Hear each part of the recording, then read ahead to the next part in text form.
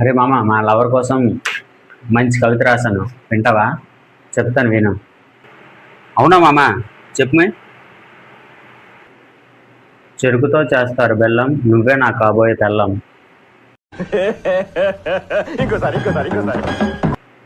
చెరుకుతో చేస్తారు బెల్లం, నువ్వే నా కాబోయే తెల్లం. హిందీలో వాటర్ని అంటారు పాని, నువ్వే నా జీవితానికి రాణి. ఏంటన్నా అలా చూస్తున్నావు? స్లేట్ని అంటారు పలక, నువ్వే నా బంగారు చిలక. What a vision.